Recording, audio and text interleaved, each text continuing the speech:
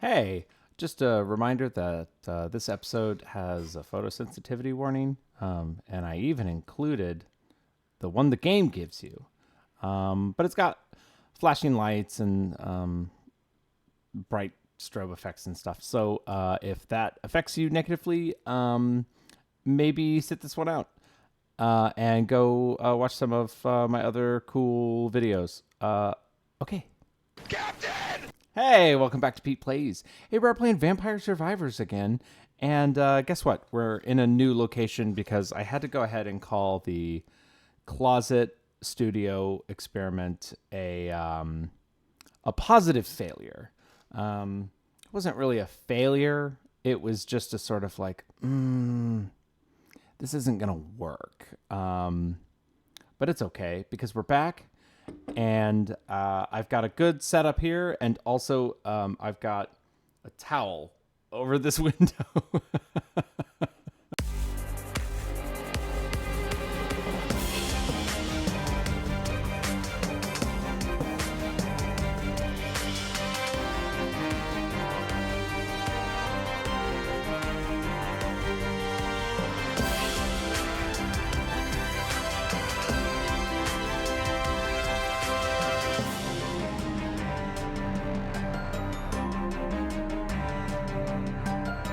Let's get back into some Vampire Survivors here. Who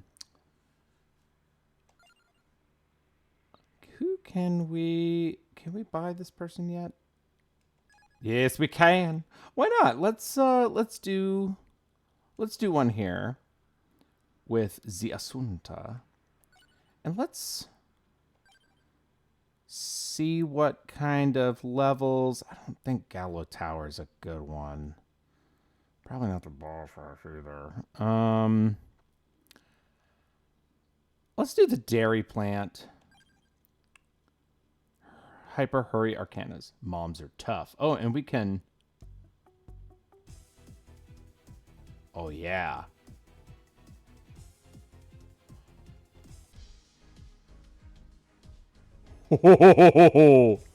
Let's just do normal.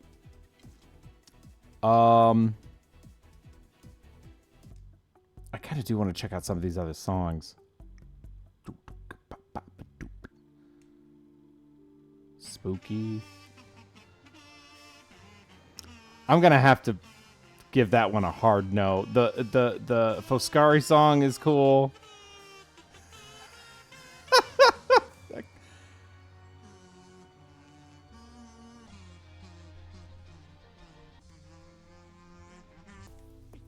Why are they all kazoo songs? That's Abracadabra.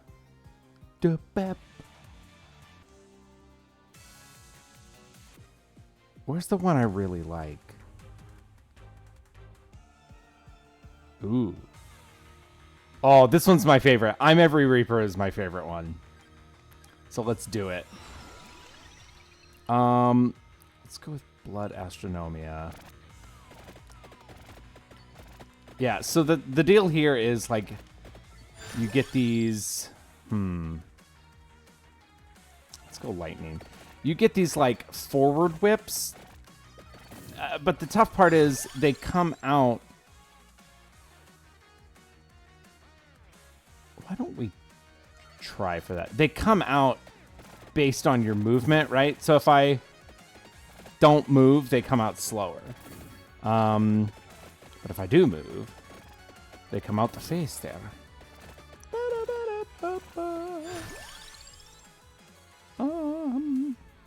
Let's get some bigger area of attacks. What we should be doing is heading straight for the... Man, I want to get this... See, it's hard. It's hard when they come at you and you either don't kill them or knock them back. Man, I don't like either of these. That's for the whip. Let's re-roll here.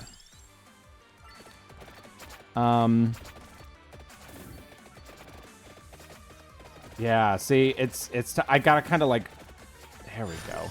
Gotta kind of like redo, or like restart every time, you know? So it's kind of hard to collect. Ooh! I want that.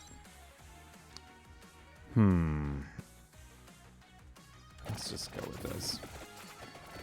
There we go. That was a pretty good one there. No, come here. Ah, well.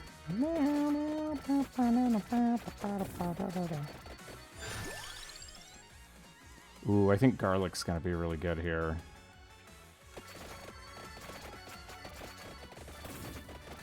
That's going to give me a little bit more leeway with just kind of running into guys, which has always been one of my primary strategies in this game, is just like make myself into the juggernaut of like vampire destruction and then just crash through people. Oh yeah, that's what I want. We know from a previous episode, I do love me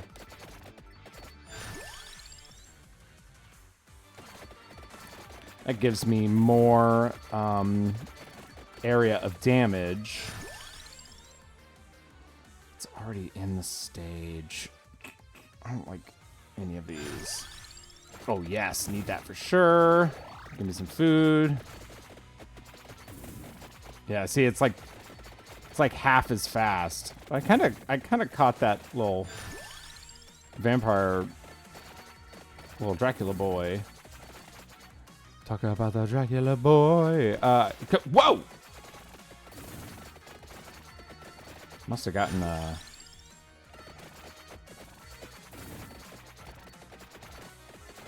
crucifix somewhere. Okay. Let's just try to plow through some of these guys. Come here. Ooh, cache. Sweet cache. Which is the thing everyone needs to survive. It's really not. I mean... Oh boy, here I go. So sometimes... How do I make this not so eggheady? Okay. Sometimes when you talk about the a priori, what you're talking about is like stuff that is there prior to experience. And what people generally mean is like stuff that's sort of like a condition for the possibility of me experiencing something, right? This was important to Kant because he was trying to figure out if a priori synthetic judgments are possible, which basically means like, can I know something that's never gonna change in a way that allows me to combine concepts? And he's interested in it never changing because he thinks that that's what makes it possible for us to like do science, right? Because if stuff is changing all the time, right? Like, ooh, what's going on, buddy? Oh, why are you going that way? What's going on, bud? Oh man, I'm getting torn up here. Wait, I missed the heart. Oh boy, these guys are really doing a number on me. Hey bud, come on back. Add that one to the Hey Bud supercut.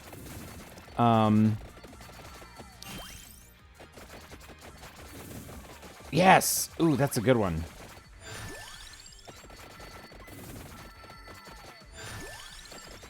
Okay, here we go. Now we're doing better. Would love some health here. Well, there's that. It's like, hey, if everything's changing all the time, you can't really do science, right? That's not really science anymore. That's just sort of like, you know, pretty close guessing. And that was what Hume said. Hume was like, hey, there's no such thing as cause and effect, like, not, at least not in the way that we understand it. What happens in cause and effect is really just we see a thing that happens a lot, and then we go like, oh, well, that's just what happens. But there's nothing in the world that can prove that that's what has to happen, right?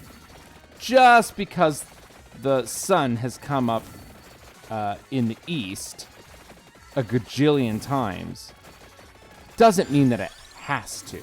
It's just that we make a pretty safe judgment probabilistically, that if I had to put money in on it or bet my life on it, that I would say, you know what? I think the sun's going to come up tomorrow. But he says, Hume says, that's not knowledge. That's not, like, you can't promise that that's going to happen, right? There's no reason that has to happen. We can't prove it. Like, practically, sure, right? But when it comes to, like, proving things, right? Like, really being completely certain. That's just not how we're never going to get that. And Kant was like, I cannot accept this.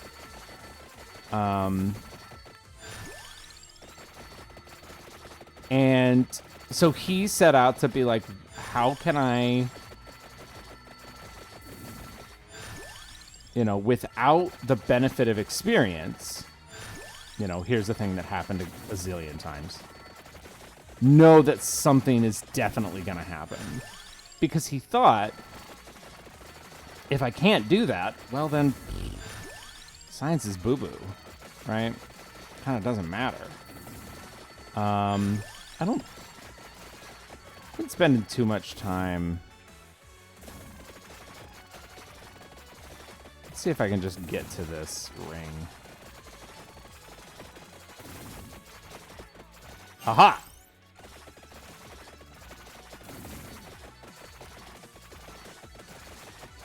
Okay. So basically, I'm just going to go the complete opposite direction now. Oop. Chaos on the Dark Knight. Ooh, explosions. I only have one of them, though. Divine Bloodline.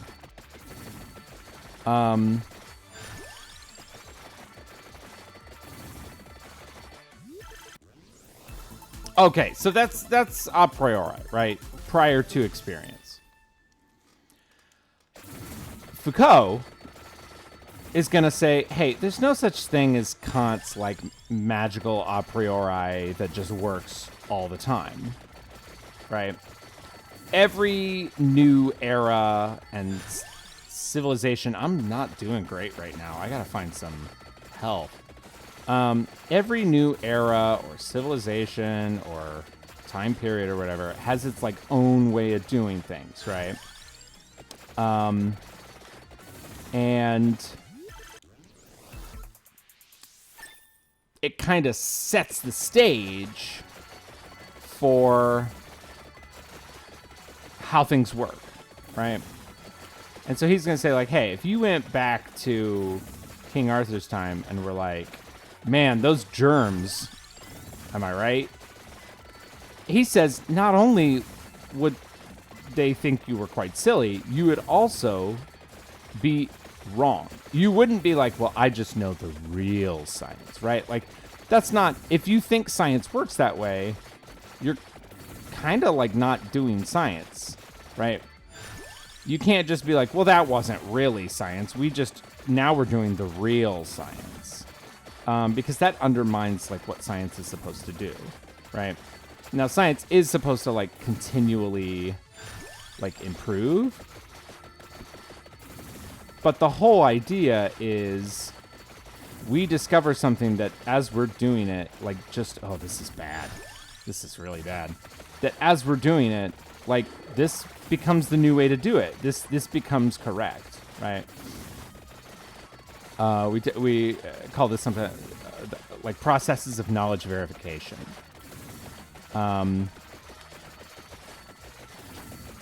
If I say Pluto is a planet, I'm just wrong, right? Based on, like, most like scientists, like the sort of that's actually really important because the Soul Eater is going to give me hearts. I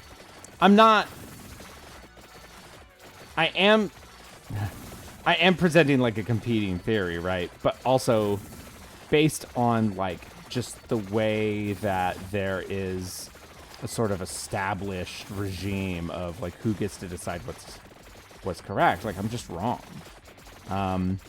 In the same way that if I say, like, oh, I'm sick because of the miasma, I'm just wrong. It's not a competing theory. I mean, it is a competing theory. But it's a competing theory that's competing because it's not correct. Now, that doesn't mean that that's like the worst thing in the world, right? Like, sometimes competing theories advance knowledge. Sometimes competing theories become knowledge. Let's see if we can just plow through this guy here with my swords, my little knife swords. Yay! All right, gentlemen, let's plow the road.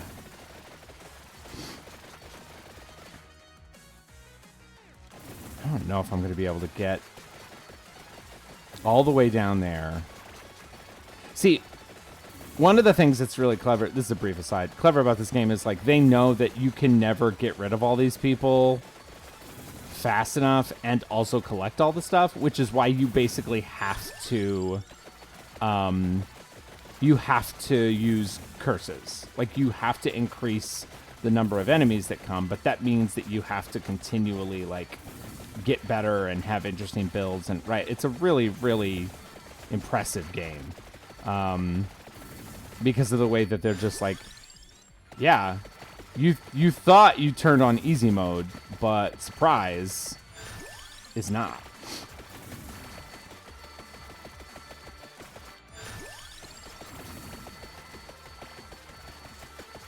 Trying to get rid of this mummy. Nah, mummy, please perish. There we go. I guess he already did perish. Blink. So, this has been like a 15-minute explanation for one point that I've been trying to make. And that point is, Foucault works in what he calls the historical a priori, which means, hey, we don't have like one single thing that's the basis for experience, because we don't think that exists. But if I go, like I said, if I go back to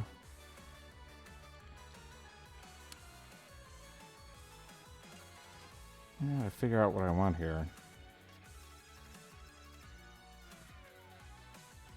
Yeah, healing is doubled. You know, if I go back and I say germs, or if I talk about miasma right now, I'm doing knowledge wrong. The conditions for that being correct are not met. I'm in the wrong history. The historical a priori. What's bad about everything that I've just said is that I have forgotten why I started this whole conversation about the historical a priori. And I think I was saying something about, like, the conditions for something in the game. But basically, that's it. That's it. I haven't had enough of this coffee. Yes. I got to level 50. That's good. That means I'm going to unlock something for sure. Let's just try to get... You know what's for sure is I am not going to be able to unlock those things that I need to unlock in order to get to minute 31. With like, I probably can't do it on hyper mode because it just goes too fast. You just need more time.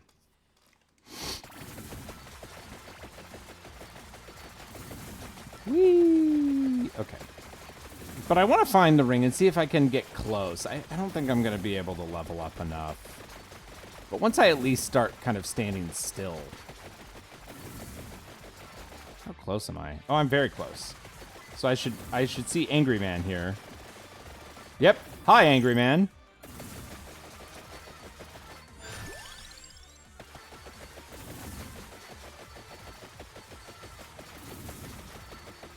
Okay. No, it's too close. It's too close.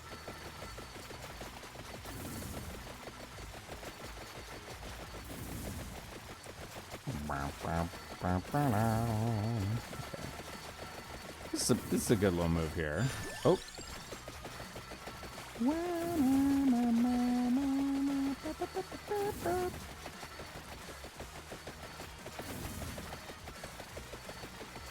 Yeah, I just don't think I have enough time because I haven't gotten a single. Man, I haven't even evolved lightning. I got to level 50. That's all that matters. You need to get to around level 90 to 100, kind of depending on like how many chests you get. But to reliably like evolve all of your weapons. And that's just not in the cards right now for this run. Can I maybe... Oh, I'd love to...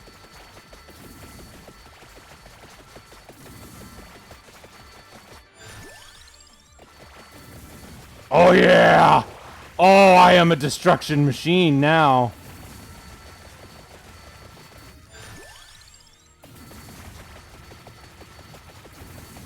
One thing that's interesting is that your projectile speed affects the flame thing as well. So there are some characters that have like basically like a projectile speed of like 0.1. Holy moly. What is going on in here? And it basically makes you go faster than the fire. And it's hilarious. I'm trying to think of who the guy... Oh, it's... there's a guy you can unlock who is like Swordman... no, Knife Man. But he starts with the knife evolution. And... Man, just plowing through these.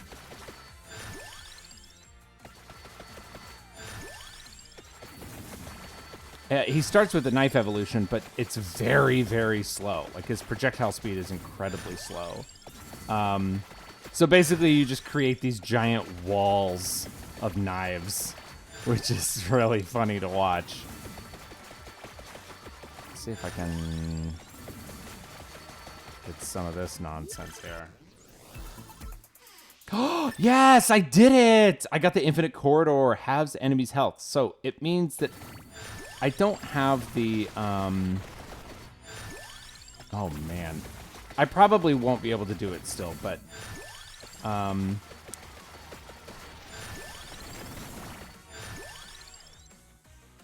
let's see if I can always do that. Oh, nice. I don't think I'm going to be able to defeat the Reaper, because normally you need the infinite corridor and the magical cape. Wait. Ah, I got it just a hair too soon. Yeah, see, I can't mitigate any of the damage he does. Oh, but I can freeze him. No. I don't know, man. I don't know. You tell me. Oh, he killed me. Oh, stinkums. No, we got unlocked Vento, Sangro, and Gallo. Cool. Let's do a quick one. Let's do another round of somebody in Coin Town. We could be Ghost Boy. Ooh, I said I was going to use Conchetta. Let's do Moongalow.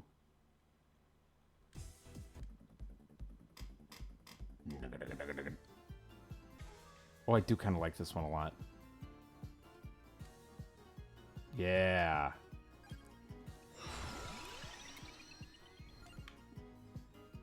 Okay.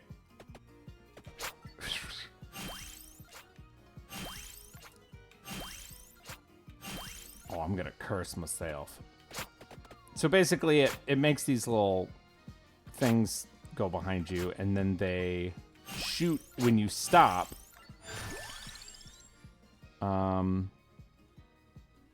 They shoot out in the direction that you like last faced.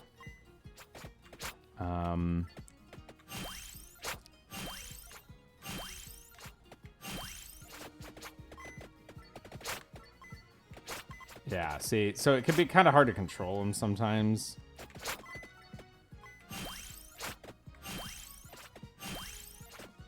Okay. Okay, let's focus now on... Okay, I want to get these because if you evolve them, you basically get a weapon slot back because they combine. So you get the 2... Sure. You get the 2 shooty boys, and then they turn into 1 shooty boy, and you can get more weapon.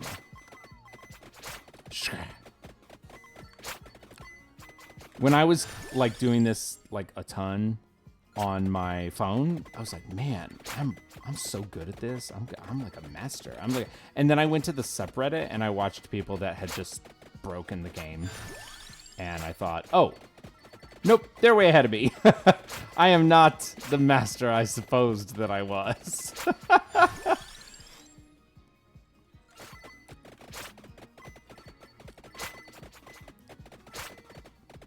If I get a,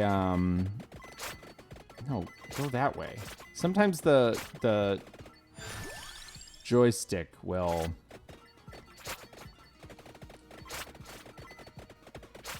That's a good way to do it. Sometimes the joystick will kind of like rebound, and that's why it will make things shoot out the opposite direction of what you intend.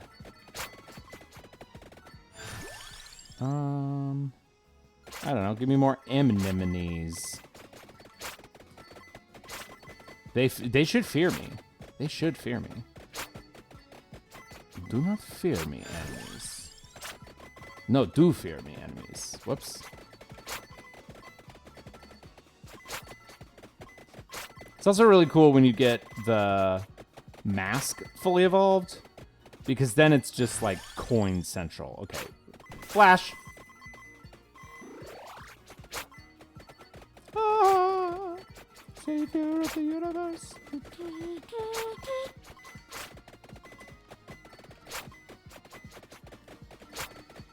Oh, now my phone's buzzing. You can do the same thing with the ebony wings and the peachone. I just hate them as weapons, and I think they're lousy, and I think their evolution is lousy. So I don't use them.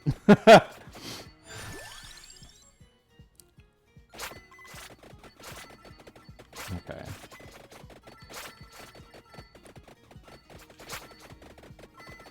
Yeah, you see how it did that? Kind of like went the other way.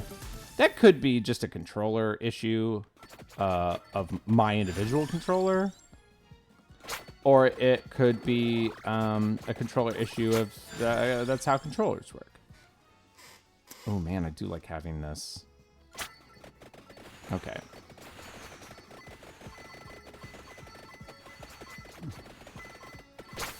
Ah!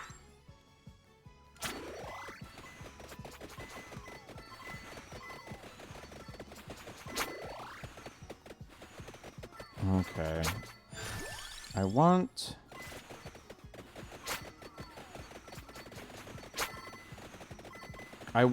blue laser. Blue Star Wars laser. But, oh, you know what, though? Forget about it. I want knives. I want the knife. I just changed everything about my whole...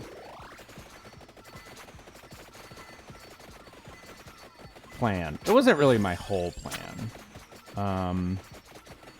It was just a tiny part of my plan. But the upgrade to the pinion blade, or whatever they're called, is pretty cool too. It's the same thing, but they are on fire, so they do more damage. It's pretty cool. It's just one of those things. Shadow pinion, that's what it's called. It's just one of those things that's like not my favorite. It doesn't kind of fit with my favorite way of playing the game, but it's just another way to play the game. Ooh, update. I've been going through the Final Fantasy Pixel remasters again, just on my own on Le Switch, because friend of the show Patrick, as a beautiful gift, got me the Pixel Remaster series on Switch.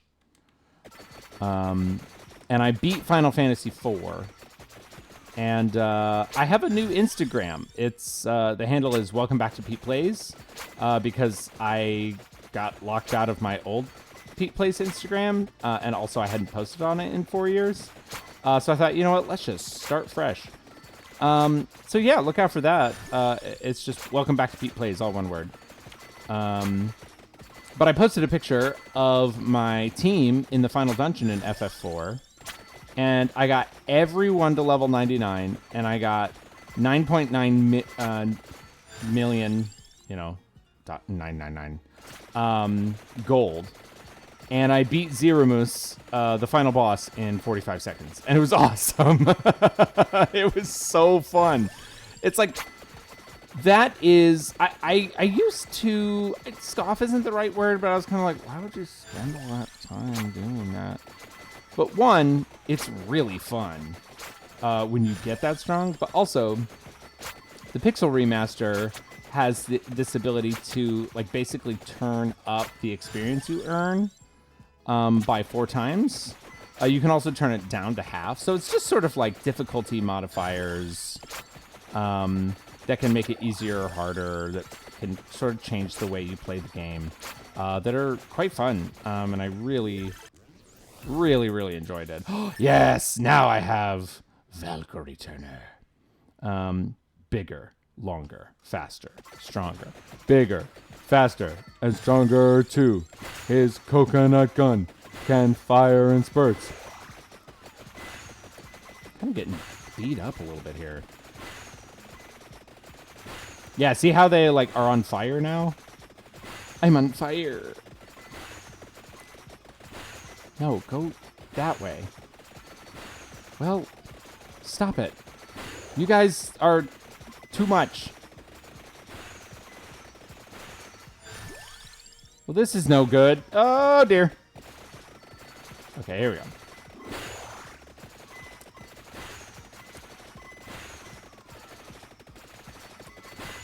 Oh, there's a big monster boy. It's Audrey. It's Audrey, too!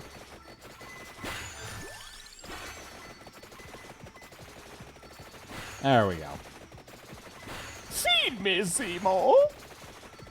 Please, let me help you defeat Dracula. Just kidding, I'm on Dracula's team. Oh, baby Seymour. That was my dramatic interpretation of Little Shop of Horrors if it were a Dracula thing. Can you perish, please? Boy, these guys will not go away. This does not bode well for me getting rid of the mini gold boys. Hey, bud. Hey, bud, I love everything you're doing. But do you want to chill out a little bit, sweetie girl? Sweetie? Oh, goodness. So many things. Wow. Oh, there they are. Oh, dear. Okay, I guess I'll get more coins. There's too many of them.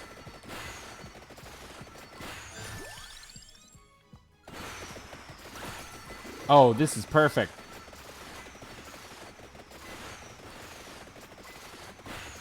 Okay, I've got 10 seconds to get rid of these guys before the Reaper comes and blows me up, and I don't think it's gonna happen. Oh, no. Goodbye.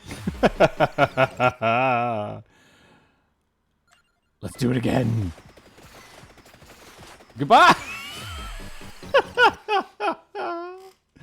Oh, I've got another one. Goodbye. That's it. Oh, I have all the Shadow Pinion. Wonderful. Man, another great episode of Vampire Survivors. Thanks for hanging out with me. We'll see you next time. Bye.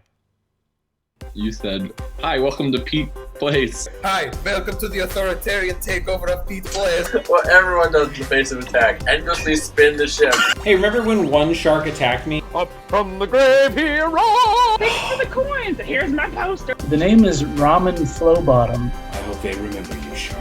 Orlington. No, I'm trying to not get hit by these things. Everything's normal. Shimbo.